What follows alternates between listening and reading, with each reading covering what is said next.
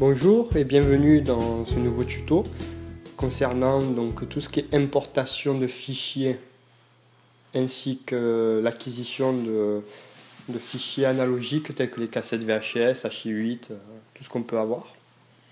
Donc nous allons commencer par l'importation de fichiers vidéo, images ou musique présentes sur votre disque dur externe, carte SD. Donc pour ça il suffit de cliquer sur cette petite flèche ici. Une nouvelle page s'affiche. Donc nous pouvons voir qu'à gauche, ici, nous avons les différents appareils en fait. Donc appareils, c'est les périphériques, on va dire, de votre ordinateur. Donc pour mon cas, j'ai un disque dur externe, j'ai le disque dur de l'ordinateur. Vous pouvez créer des favoris afin d'aller directement aux endroits où vous classez vos vidéos, par exemple. Donc, et si vous voulez importer un fichier, il suffit, donc par exemple moi je vais aller dans mon bureau, je sais que voilà, j'ai ici une vidéo. Donc il suffit de venir ici, cliquer sur votre fichier à importer. Vous pouvez le visualiser à cet endroit-là. Et donc cliquer sur importer la sélection. Donc avant ça, nous allons voir qu'il y a quand même quelques petites options possibles. Donc tout en haut, nous avons ici, donc automatiquement, il y a cette petite case qui se coche, ajouter un événement. Donc en fait, ça, la vidéo va venir s'ajouter à l'événement que vous êtes en train que vous avez créé en Final Cut Pro, votre projet. Donc moi, j'étais sur l'événement exemple, donc il vient se mettre là, mais je pourrais très bien porter ma sélection d'un autre événement que j'avais précédemment créé, que nous pouvons voir ici par exemple. Donc c'est mes différents événements que j'ai créés. Vous pouvez créer un nouvel événement, donc où la vidéo va aller se mettre. Donc en mettant un nouveau nom. Donc moi je vais rester là. Ici, Final Cut Pro vous demande si vous voulez copier, donc faire une copie de ce fichier dans la bibliothèque ou si vous préférez le conserver à leur place. Donc moi je le laisse à sa place étant donné qu'il est sur mon disque dur principal et que voilà, donc du coup j'aurai pas de perte de rapidité par rapport à une carte SD ou quoi que ce soit.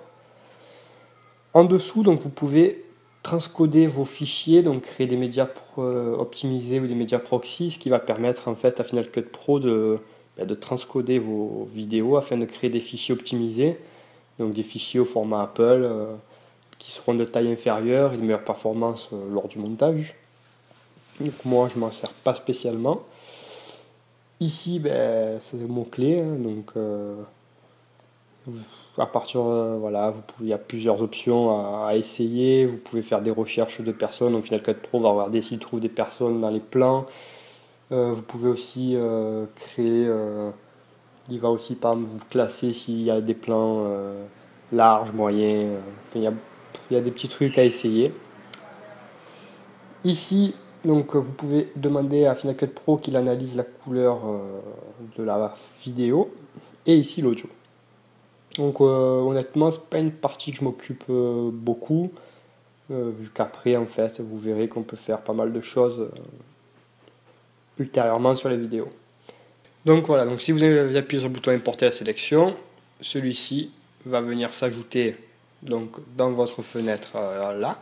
Donc je l'ai pas fait, mais bon, vous verrez ici votre vidéo s'afficher, votre musique, votre fichier, vos fichiers.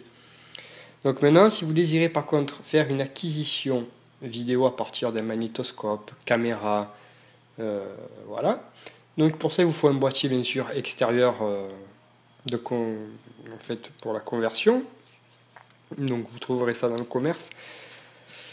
Donc vous branchez votre magnétoscope ou votre caméra à ce boîtier se connecte à votre ordinateur. Donc nous cliquons toujours sur la même flèche et ici donc nous voyons caméra donc apparaît. Donc pour moi c'est mon boîtier, c'est un Canopus à DVC. Donc nous pouvons voir qu'il est là. Et là nous avons l'image de notre caméra qui apparaît. Donc moi j'ai pas mis spécialement de cassette là.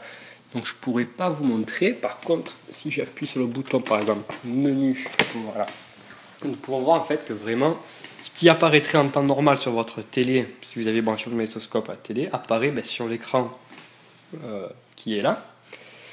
Et donc, voilà, l'ordinateur va enregistrer ce que vous voyez à l'écran. Donc, si vous voulez enregistrer une cassette de 2 heures, il faudra la lire pendant 2 heures. Il n'y a pas moyen d'accélérer. C'est comme ça, donc il faut mettre votre cassette au début, lancer la lecture de la cassette, au même moment appuyer sur importer en bas, et donc nous pouvons voir qu'ici l'importation commence. Donc nous avons le temps qui défile. Si j'avais une cassette dans le magnétoscope, vous auriez vu la vidéo défiler, et donc vous auriez pu, voilà, il suffit d'attendre que la cassette se termine. Une fois que celle-ci est terminée, on arrête l'importation, on peut fermer cette fenêtre, et nous voyons qu'ici notre vidéo a été importée. Voilà, donc je vous remercie d'avoir regardé ce tuto, et je vous dis à bientôt.